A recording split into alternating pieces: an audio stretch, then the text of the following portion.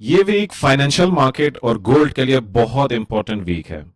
यानी इतने सारे हाई इम्पैक्ट न्यूज़ हैं कि आपको मज़ा आएगा। ये वीडियो आप देख लें, इसमें मैं सारे जितने भी न्यूज़ है हाई इम्पैक्ट वो मैं ब्रेक डाउन करूंगा, आपको इन्फॉर्म करूंगा, फिर उसके बाद सेंटिमेंट डिस्कस करूंगा आपके साथ, और उसके बाद जो है लेवल्स भी दूंगा ताकि आप जो है पोजिशनिंग कर सके अपना। तो डायरेक्टली हम सीन की तरफ आते हैं। Let's jump into the chart. तो ये है हमारा गोल्ड चार्ट।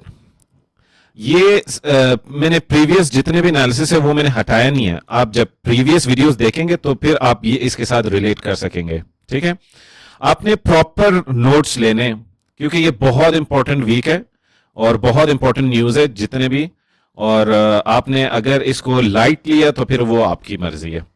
आपने इसको बहुत ही सीरियसली देखना है और प्रीवियस वीडियोस भी आप देख ले ताकि आपको थोड़ा सा रिजल्ट्स और परफॉर्मेंस तो नजर आए कि आप अगर इस चैनल पे आए तो आपने गलती तो नहीं की है। यानी अगर आपको लगे कि यार this is a legit thing और यहाँ पे सही चीज मिल रही है तो आप इसको सब्सक्राइब करें ताकि आपको टाइमली अपडेट मिले। आप यकीन माने मुझे अच्छा नहीं लगता कि मैं बार बार कहूं कि सब्सक्राइब करें। बट क्या है कि इतना मेहनत करता हूं तो फिर जब व्यूज 2 4 10 आते हैं तो बहुत ही मतलब खराब लगता है। However, that's still okay, क्योंकि मैं ये मकसद मेरा इसलिए स्टूडेंट्स के लिए, फिर भी जो अमाउंट ऑफ एफर्ट्स लगता है उसके लिए मुझे थोड़ा सा और अप्रिशिएशन चाहिए। बकाया आप देख लें, फिर आपकी मर्जी है कि मतलब आपको पसंद आता है या नहीं आता। हाउएवर मैं कोई एक्सपर्ट नहीं हूँ वीडियो बनाने की, हाउएवर फिर भी बना रहा हूँ, देखते हैं। अच्छा, ये है गोल्ड चार्ट। ये डेली टाइम फ्रेम है। पिछले वीडियोस में भी मैंने बताया कि ये लेवल्स क्या है। रेंज बाउंड है तो रेंज बाउंड रहा, और ये जो लेवल मैंने दिए बिल्कुल इसी को टैप करके ये वापस नीचे आया। अब जो हमारे पास जो लेवल्स हैं वो मैं आपको बना के दिखाता हूं कि currently the support level that we have, वो आप चेक कर सकते हैं 4400। ठीक है, अगर इससे नीचे नहीं आता तो there is a high chances कि ये बुल्स जो है इसको मोमेंटम दे और ये आगे चली जाए। और जो मेजर हमारे पास रेजिस्टेंस है इस time, that is round about 4480। 4480 ठीक हो गया। ये आप चेक कर लें। इस पे मैं डेट लिखता हूं आज का 2026। ठीक है, ये आप मार्क कर लें। अच्छा, आपने पोजीशनिंग कैसे करनी है वो मैं आपको एंड में बताता हूं। अभी के लिए ये आपके पास सपोर्ट और रेजिस्टेंस है। हाँ, अगर ये टूट जाती है तो फिर there is a very high chances कि ये यहां तक आ जाए 4302 तक। अच्छा, आज का एक मैंने सेटअप भी बनाया था। सेटअप मैंने बनाया था 4403 से, और वो किस तरह परफॉर्म हुआ वो आप शॉर्ट्स में देख ले, वो मैं शॉर्ट्स में आपको दिखाता हूं। अच्छा, अभी डायरेक्टली जाते हैं फॉरेक्स फैक्ट्री की तरफ। अपने इंपॉर्टेंट न्यूज जितने भी है वो डिस्कस करेंगे। जो ये आज का तारीख है 5 पे आते हैं। अच्छा, सबसे इंपॉर्टेंट हमारे पास अभी है ये मैन्युफैक्चरिंग पीएमआई। मैन्युफैक्चरिंग नाम से ही पता लगता है कि व्हाट इज मैन्युफैक्चरिंग। जो फैक्ट्रीज है बेसिकली वही चीजें बनाती है ना, तो उसका इंडेक्स दिखाता है। अच्छा, previously it was 48.2 and now it is 48.3। Still contraction है क्योंकि इसका जो थ्रेशोल्ड है that is 50। However still it is below that, very much below 48.3।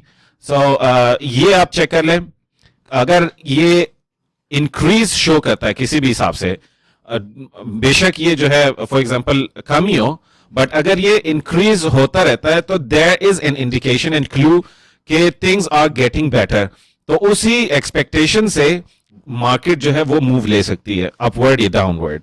अच्छा, नेक्स्ट वीक अगर हम देख ले, अच्छा ये वीक भरा हुआ है इंपॉर्टेंट न्यूज से, ठीक है ना, इंपॉर्टेंट न्यूज से। तो जो नेक्स्ट हम देखेंगे 7th ऑफ जनवरी, ये बहुत इंपॉर्टेंट है। यानी ऑस्ट्रेलिया का पीएमआई भी है इसमें, ईयरली भी है, मंथली भी है, और सबसे जो इंपॉर्टेंट इसमें जो है ये 3 है। इसमें एडीपी नॉन फार्म पेरोल यानी non farm employment change, previously 32,000 ये माइनस में था, this time it is 47K plus. It has shown an increase in the private sector जितने भी जॉब्स हैं उसमें ये इंक्रीज है। फिर उसके अलावा सर्विसेज पीएमआई वेरी इंपॉर्टेंट, यानी सर्विसेज का भी तो पीएमआई होता है, इंडेक्स होता है 52.6 52.3, अ लिटिल बिट नीचे। और इसमें अगर सरप्राइज आ जाता है कोई भी नीचे या अनएक्सपेक्टेडली नीचे या ऊपर, तो there will be very dramatic change in move in the gold market and the forex market. फिर उसके अलावा जोल्स जॉब ओपनिंग्स, इसमें previously it was 7 point opening जो था इसका 7.67 मिलियन, और this time it is 7.65 million. So it depends के ये एक्चुअल में कितना आता है। अच्छा, फिर उसके अलावा सीपीआई है स्विस फ्रांक का, और उसके अलावा ये बहुत इंपॉर्टेंट है अनएम्प्लॉयमेंट क्लेम्स। क्लेम्स जो है ये बढ़ रही है, यानी बेरोजगारी बढ़ रही है, which is good for positive for gold, but still इसको भी आप चेक कर ले, क्योंकि अचानक से इसमें अगर चेंज आ गया तो that will create a hustle for you, a hassle for you.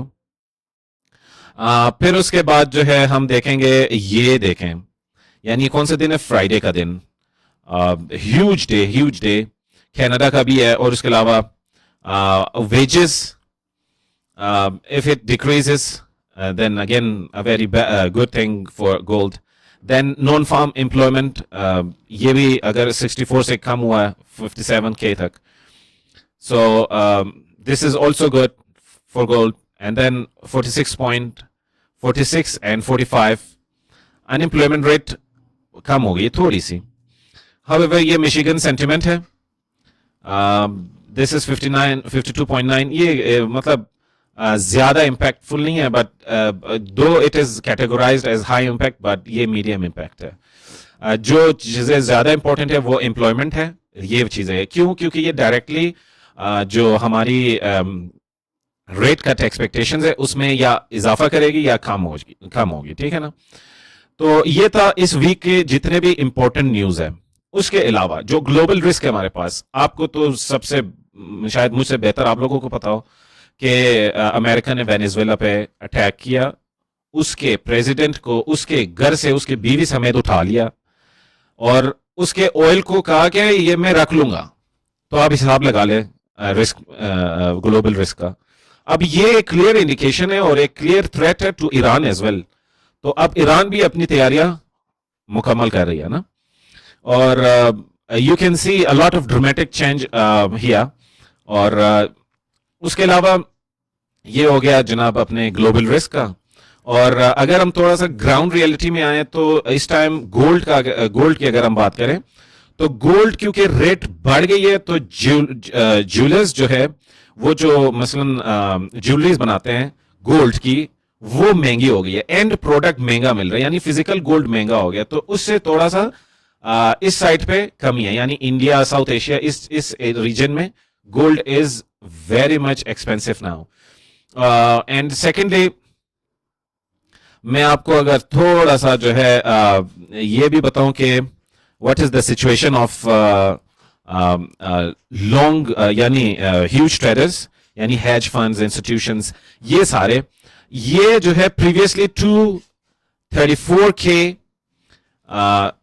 Positions थे इनके गोल्ड में, और इस टाइम जो है 240.7K नेट लॉन्ग पोजीशंस है, कॉन्ट्रैक्ट्स।